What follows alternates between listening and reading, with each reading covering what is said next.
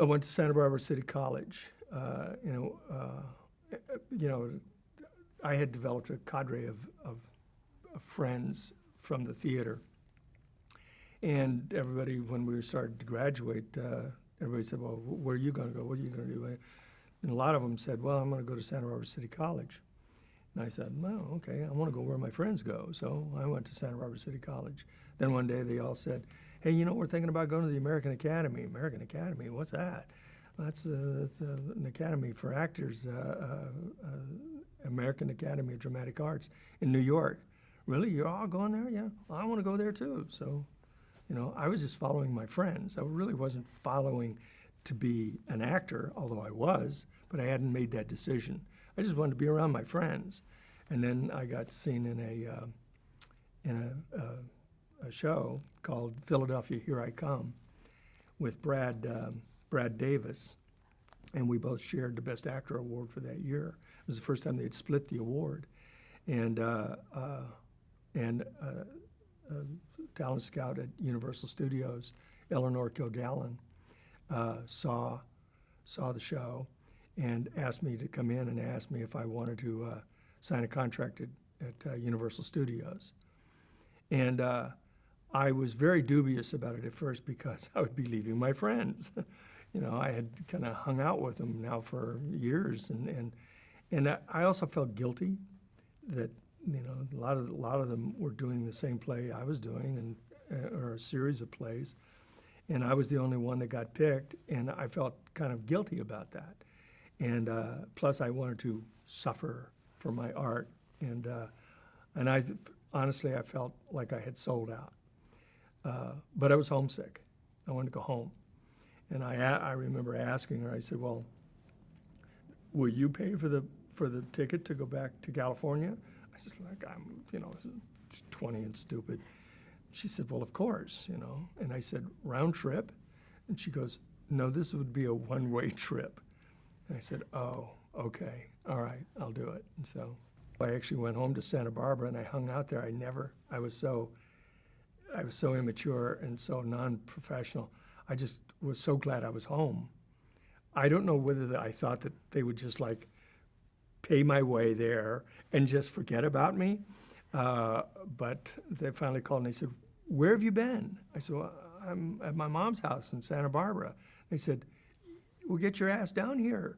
You're under contract.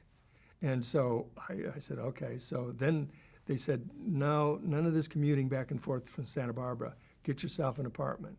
So I got myself an apartment, you know, and I was really kind of homesick because I didn't really know LA. LA was just so big for me.